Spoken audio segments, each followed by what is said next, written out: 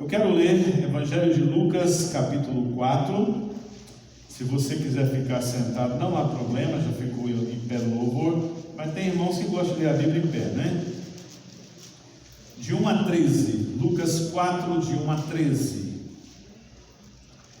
Se Deus permitir, vamos falar sobre o tema de tentação, hoje e domingo que vem. Então, em vez de eu terminar tudo hoje, eu estou dividindo o sermão em dois.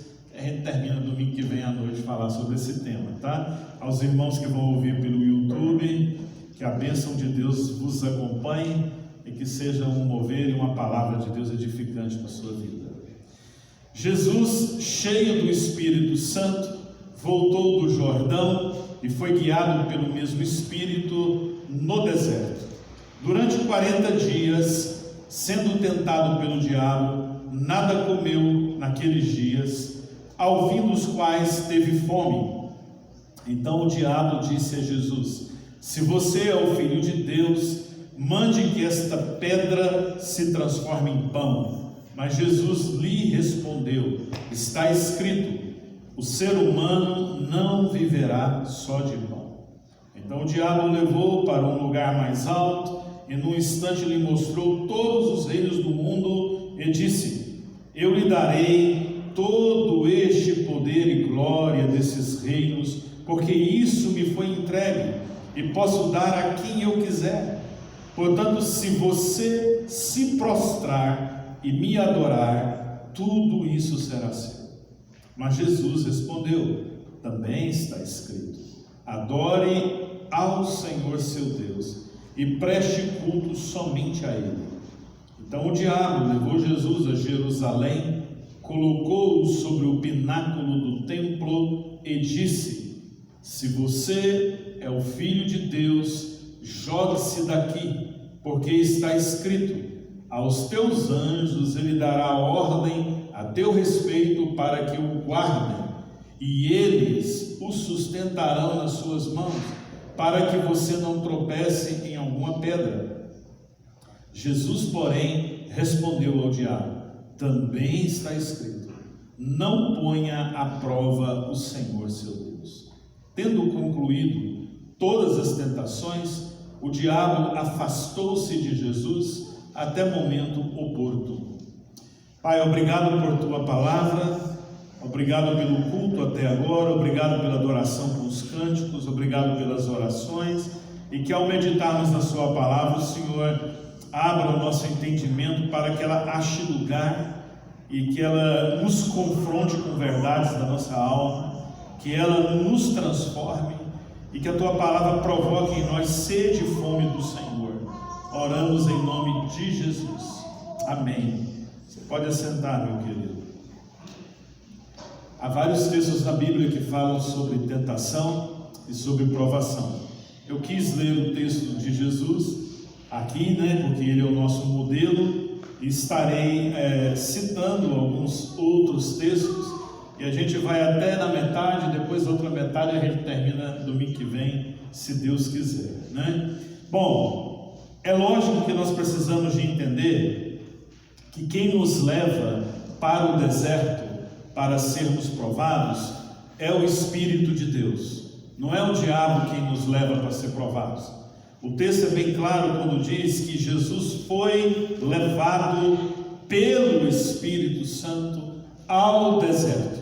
E se você for para Mateus, o texto correspondente vai dizer que Jesus foi conduzido pelo Espírito de Deus ao deserto para ser tentado. Então ninguém é provado, ninguém é tentado sem a permissão de Deus. É Deus que propositalmente nos leva ao deserto da vida para nos provar. Nenhuma provação virá sem a permissão de Deus. A carta de Tiago, capítulo 1, versículo 13, diz assim, eu quero ler: quando alguém for tentado, jamais deve dizer, eu sou tentado por Deus, pois Deus não pode ser tentado pelo mal e a ninguém tenta. Então Deus não traz tentação para nós, Deus traz provação para nós. Ele irá conduzir a gente para um teste de fogo. Então a gente precisa entender qual a diferença entre provação e tentação, porque ao vermos na Bíblia, a mesma raiz é usada para as duas palavras. Às vezes diz que Deus proporcionou a tentação, outro diz a provação. O mesmo versículo usa as duas palavras, e a gente precisa entender o contexto. É uma linha tênue, mas eu quero tentar mostrar para os irmãos a diferença. Tiago 1:2 diz assim: meus irmãos, considerem motivo de grande alegria o fato de passarem por várias provações.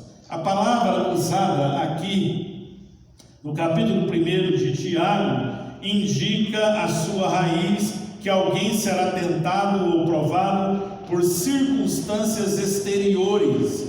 Haverão dificuldades, haverão provas colocadas para a gente passar um teste, e o final, ou o que Deus tem quando prova a gente, ou quando deixa a gente ser provado, é que Ele tem o objetivo que a gente cresça, que a gente amadureça, que a gente produza no nosso caráter integridade e vitória. Então, provação nesse sentido é um teste de fé. Eu e você passaremos por diversos testes de fé, mandados por Deus por e-mail no seu endereço e na sua vida. Não é o diabo que vai trazer, é Deus que vai direcionar para mim e para você provas, porque através destas provas nós seremos exercitados. Como o ouro é apurado e torna mais lindo, mais bonito, mais precioso pelo fogo, assim também nós seremos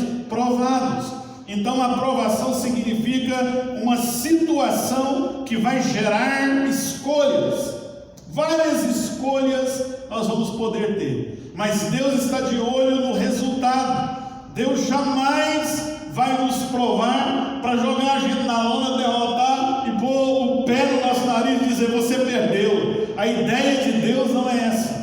A ideia de Deus é te provar, me provar, para a gente crescer e dizer: só foi pela graça que chegamos onde chegamos, porque Deus nos fortaleceu. Quando você vai caminhando no mesmo capítulo de Tiago, versículo 13 a 15 diz assim: que Deus vai usar a palavra tentação e vai dizer que ninguém, ao ser tentado, diga que foi Deus, porque é através da nossa cobiça, e a cobiça que gera o pecado. Aí a palavra tentação, que muitas vezes é usada como provação, já tem uma ênfase diferente. Ela está não preocupada e colocada com circunstâncias exteriores, mas está dizendo sobre circunstâncias internas do coração, sobre cobiça, sobre desejos. E aí ele vai dizer que ninguém, essa é a ideia do diabo: quem executa a provação é Deus, quem executa a tentação é o diabo e a nossa carne, a cobiça. Então a diferença é: o teste de fé gera escolhas e está de olho no resultado, está querendo ver você crescer, está querendo ver você melhorar.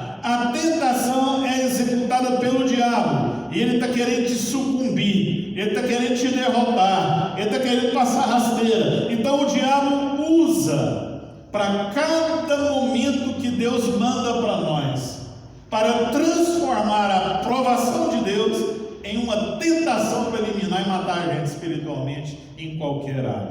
Percebe a diferença? A diferença então está: o teste de fé gera escolhas, te leva para o crescimento e é feito por Deus. Mas o diabo transforma o teste de fé numa tentação, que ele te conduz não a escolhas, mas a um convite para fracassar. E ele quer detonar você com o objetivo de te humilhar, fazer-te fraquejar e afastar de Deus. Essa é a diferença. A diferença está então em quem executa, no meio que executa e no resultado que pretende com aquilo. Deus jamais nos tenta, mas Ele permite que a gente seja tentado. Portanto, é Deus que leva o seu povo para o deserto para ser provado e testar a sua fé. Mas é o diabo que aparece no deserto usando a oportunidade que Deus deu para transformar a provação numa arapuca e fazer você cair. O objetivo dele é matar você.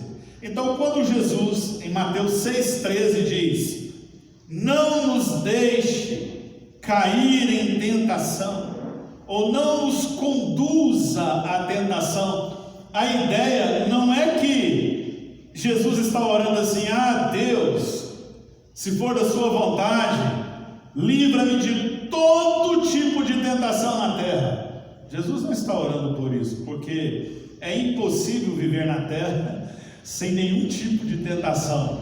O que ele está dizendo é: Senhor, não deixe que eu fraqueje quando estiver sendo provado, e tire os olhos do Senhor, que o Senhor quer me ver crescer. Essa é a ideia. E que eu olhe para a tentação como um convite, e que eu caia nela, e que ela seja forte demais, e quando eu estou vendo que não vai dar, não me deixa chegar nesse momento, me livra da pior tentação que tiver. Ou a outra ideia que Jesus está ensinando para o crente é: Senhor, quando eu estiver sendo tentado, ou quando eu estiver passando por provação, não deixe que eu confie na minha capacidade para vencer, achando que eu posso vencer, que eu tenho recursos para vencer, mas, Senhor, que a gente possa olhar para Ti e dizer: tem misericórdia de nós, porque o Senhor conhece a nossa estrutura e sabe que somos pó. Salmo 103 vai dizer. Então deixa eu fazer uma tradução, uma paráfrase, mais ou menos assim, para a gente entender a tentação, essa oração de Jesus. Se é da tua vontade, que permita, frágeis como por natureza somos, e inclinados ao pecado, que entremos em situações que no curso natural dos acontecimentos nos expõe a tentações e queda, porém seja qual for o caminho que passemos, livra-nos do mal, Senhor. Ou uma outra tradução: Senhor, concede-nos que sejamos tão cuidadosos em observar as regras de saúde, que não nos tornemos doentes, porém seja o que for que nos sobrevenha, ou o mal e a doença que vier, não nos deixe prostrados nos desertos, caídos e enfraquecidos. Fortaleça-nos, Senhor, precisamos do Senhor. Então Deus nos leva para o deserto, porém não abandona no deserto o crente fiel. Se você olhar o texto, vai dizer 4:11, que anjos vieram e serviram a Jesus. Estava com as feras, hienas, chacais, outras cobras venenosas do deserto, mundo espiritual, Satanás ao redor, mas diz que os anjos serviram Jesus. Primeira carta de Paulo aos Coríntios 10:13 vai dizer: não vos sobreveio tentação que não fosse humana, comum aos homens. Deus é fiel, não permitirá que sejais tentados mais do que você possa suportar, ou além do que você possa suportar, mas quando tentado, providenciará livramento, escape para a hora do momento mau, terrível que vier. Então Jesus sempre está presente conosco em cada tentação, em cada prova que nós fizermos. Você não está passando só. Deus está permitindo provas. Satanás está usando as provas para te tentar e te puxar para uma opção errada. Deus está permitindo provas para gerar escolhas de decisões que vão te fazer crescer. Mas Ele está do teu lado, andando com você, andando comigo, percebendo nossas deficiências, percebendo nossa fraqueza. Certo momento Ele diz para Pedro assim: Pedro, Satanás pediu você para dar uma peneirada, mas eu orei por você. Jesus ora por nós. A Bíblia diz que um dos ministérios dele é diante do Pai orar por nós. Ele nos guarda com a sua presença, com a sua oração diante de Deus, dizendo: livro João, Senhor, tem misericórdia da Maria, olha o que ela está passando, Senhor, eu morri por ela. A oração de Jesus tem muito poder por nós, Ele ora por nós. Então vamos passar maus bocados? Vamos, mas com Jesus, com os anjos servindo e trazendo as ordens que Jesus tem de livramento para nós. Vai me acompanhando. Jesus é um modelo em meio à tentação, porque Ele é humano. Há duas diferenças na tentação de Jesus e na nossa. A primeira delas é que não havia em Jesus, nós temos 3 agentes de tentação, domingo que vem eu vou falar sobre eles, mas em Jesus não havia inclinação da carne para o pecado. Por que não havia? Simples, vou mostrar para você. Tiago 1,13: Deus não pode ser tentado pelo mal, Ele não tem maldade e desejo de pecar no seu íntimo. 2 Coríntios 5,21: Deus se tornou pecado por nós, aquele que não tinha pecado, para nos tornar justiça de Deus.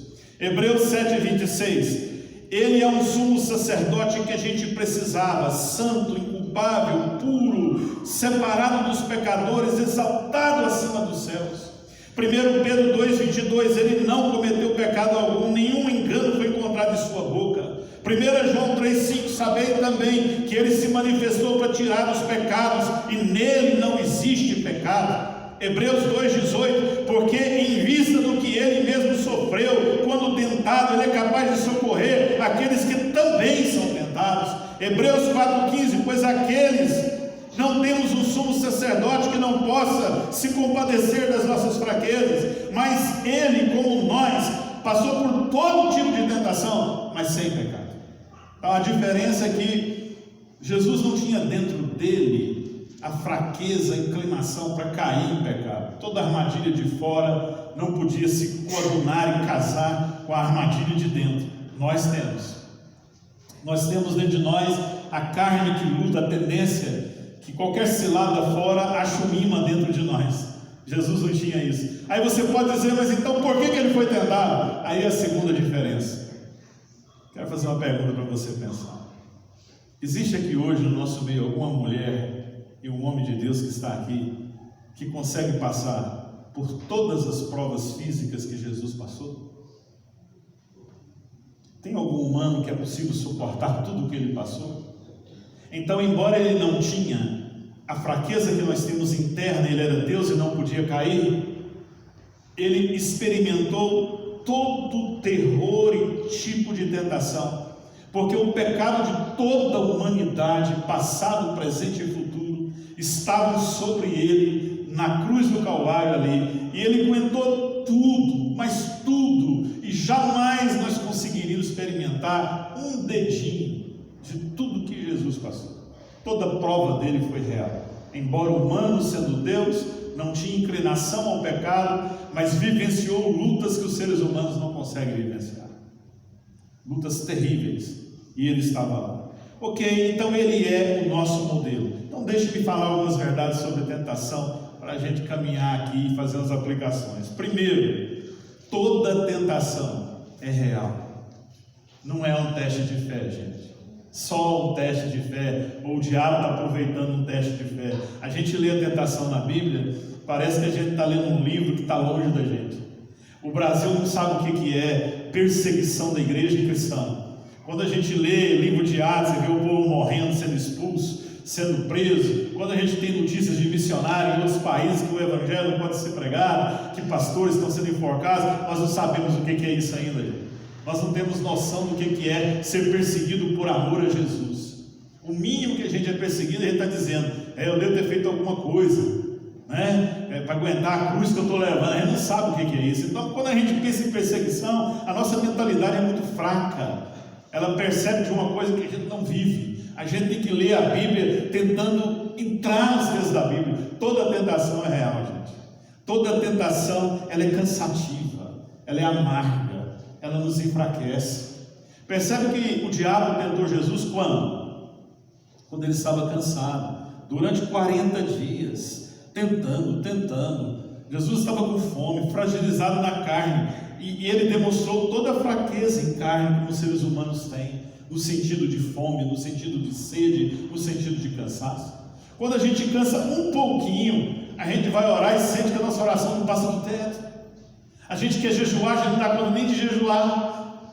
Quando a gente está muito cansado, a gente está tão desanimado da fé, Às vezes você está com um problema de cansaço, achando que tem um problema de fé. Toda tentação é real. É terrível ser tentado quando está cansado. É terrível ser tentado quando a gente brinca com fogo. Tem gente que se acha tão seguro de que tem Deus ou da sua capacidade de crente, que é tão maduro, que anda em qualquer lugar, anda com qualquer pessoa, toma as quaisquer decisões achando isso não vai me atingir. Gente, toda tentação é real. O diabo te estuda 24 horas, estuda a minha vida 24 horas, ele sabe onde a gente acerta, onde a gente erra, tem uma mente milenar, tenta Jesus no texto citando as Escrituras, conhece Bíblia mais do que qualquer um de nós aqui nessa noite, tem inteligência para nos tentar, é uma mente que vai vagueando pelo planeta Terra de gerações e gerações. Então não brinque com a tentação. Quando você perceber que você está sendo tentado, que há um convite te induzindo para o mal, que não há opções, mas você só vê uma, alguém está te convidando para cair em alguma coisa deliciosa no início, porque se ele aparecer com um facão bem afiado, outra coisa qualquer que seja, e dizer eu sou o diabo e estou aqui te fazendo uma proposta que eu vou te degorar depois, você corre. Mas ele aparece de outras formas, te dizendo: é lindo o que eu estou te propondo, é glória, é reino, é alegria, é isso, é aquilo, é fama. Ele vai te encantando, vai me encantando, e a hora que a gente percebe, a gente brincou demais e não tem como voltar. Então tome cuidado, toda tentação é real. Você não está lendo uma história narrativa bíblica, achando que é uma história que aconteceu com Jesus. Tem gente que já sai da história e fica perguntando: mas Jesus, 40 dias, será que um homem jejua 40 dias? Será que isso é figurativo ou não? A gente já vai tentar debater coisas que a Bíblia não está nem preocupada. A Bíblia está preocupada em dizer: se cuida, porque tem alguém das trevas querendo te devorar. Se cuida, porque Deus tem privilégio de socorrer você, Deus quer salvar você, mas tem alguém que quer te tragar. Enquanto você briga se ele existe ou não, ele está criando situações para te enlaçar e você não sai mais. Toda tentação é real, não tem ilusão, não tem brincadeira. Toma cuidado, porque a gente precisa aprender. Segundo, versículo 1 e 2 diz assim: Jesus estava cheio do Espírito Santo. Os irmãos acham que Jesus estava pouco cheio ou muito cheio, até transbordar? O que faz uma pessoa ficar cheio do Espírito Santo? Orar e jejuar. Quantos dias Jesus estava orando e jejuando? 40 dias. Quando a gente consegue jejuar 1 dia, 2 dias, a gente se sente forte, a gente se sente fortalecido, a mente abre para ver coisas. Jesus está 40 dias.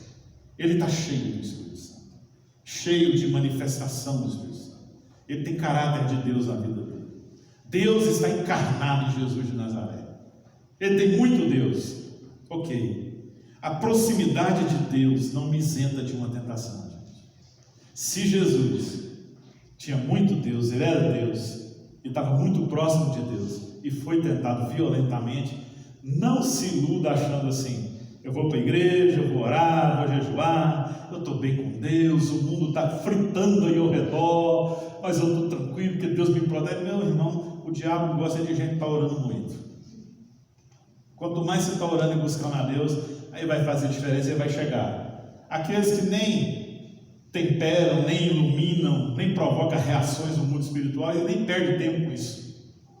Mas quando você toma decisões e diz: eu vou andar com Deus, eu vou fazer o melhor, eu vou andar contra a correnteza desse mundo perverso e mal, aí ele se levanta para mostrar para você quem ele é, e ele vai atacar, vai fazer. Então não fique iludido achando que por você estar próximo de Deus, Deus te livra de tudo. Não, Deus não livra de tudo, gente.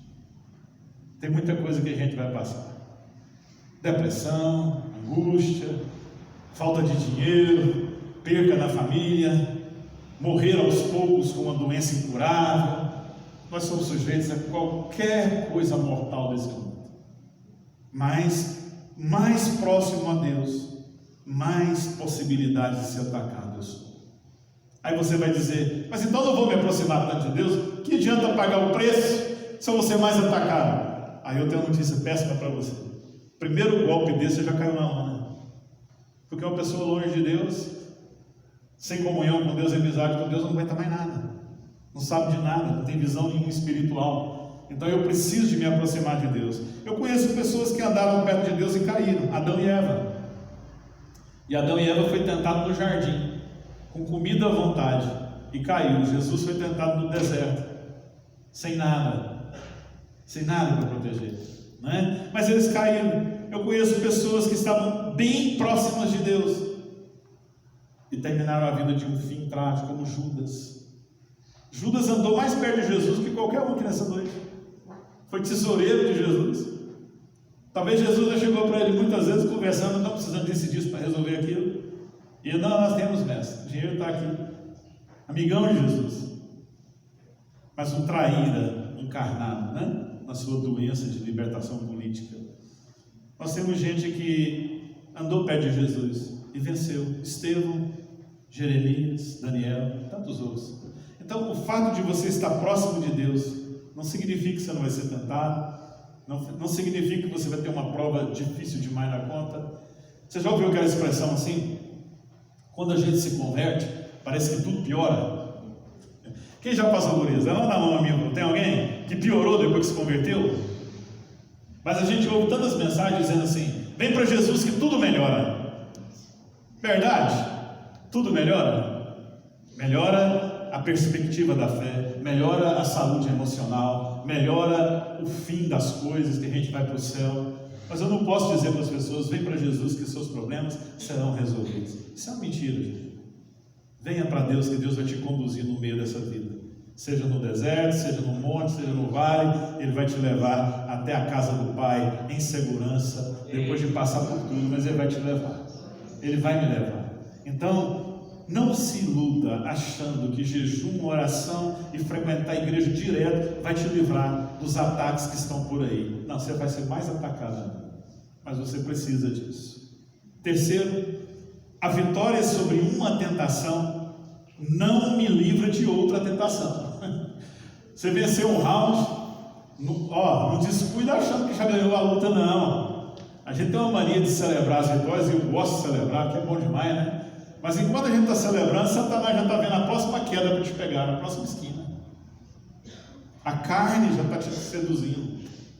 Olha só o que a Bíblia diz, 4,13, Lucas: passadas as tentações de toda sorte durante 40 dias, porque Marcos, a gente pensa que o diabo chegou e fez 3 propósitos: Jesus, transforma pão em pedra. Não. Marcos diz assim: durante 40 dias, Satanás tentando Jesus com um monte de coisas de toda sorte. Dentre elas, ele fez essas 3 que está registrada para nós. Mas aí o que diz o texto? O texto diz assim: olha, Satanás deixou Jesus até o momento oportuno. Jesus venceu aqui no deserto, mas tinha mais. Qual outro lugar que ele apareceu para Jesus? Bom, ele apareceu através de Pedro. Quando Jesus está dizendo: eu vou morrer, ele está entregando a palavra de cruz, e Pedro fala assim: Jesus, tempinho aí no seu sermão, vem cá, leva ele para o canto. Para com isso. Que bobeira é essa que o senhor está falando? Vamos perder o senhor. Para de falar desse negócio de morte. Quem é que estava falando? Pedro. Quem é que estava usando Pedro? Jogando na mente de Pedro, dominando a mente de Pedro? Satanás. E o que Jesus diz? Arreda-te, Satanás. Não diz arreda-te, Pedro. Jesus percebe a presença do maligno através da vida de um crente, de um ungido, induzindo, jogando. Essa foi uma das maiores tentações. Você está nos projetos da sua vida, sua esposa, ou seu marido, ou o melhor filho, ou amigo, chega e desiste disso. Para com isso. De onde você menos espera é onde a palavra mais dura vem. Quem é que está por trás? São as tentações. Então, você percebe as tentações na família de Jesus, os parentes. O pessoal achando que ele está louco. Ele está pregando, está dizendo: esse aqui não é o filho de José, e os irmãos estão lá fora, e vamos lá pegar ele, porque ele ficou louco, está pirando. De onde vêm as nossas maiores lutas? De dentro das nossas casas, com as pessoas que nós amamos. Os maiores problemas vêm das famílias.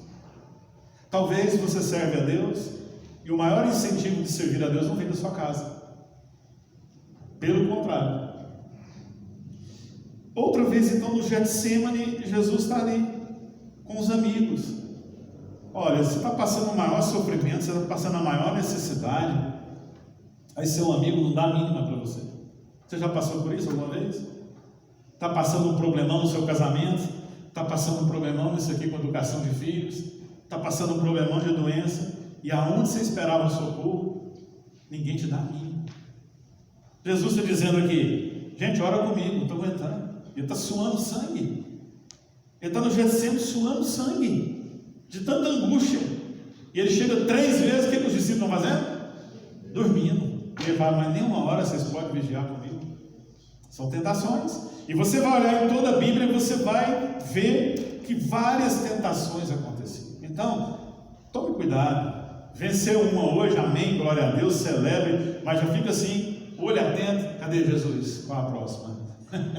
Me ajuda aí, me fortalece, tem misericórdia, não deixa eu baixar a guarda, deixa eu vigiar, porque mais coisas vêm. Não é ser pessimista, é ser realista. Viver a vida achando que venceu uma e não vai ter mais, isso é ilusão. Então vamos viver a vida pensando e acreditando que Deus nos livra das tentações, mas não devemos abaixar a guarda, porque foi apenas um round que a gente ganhou. A batalha final é quando nós ouvirmos e Ele disser: vinde bendito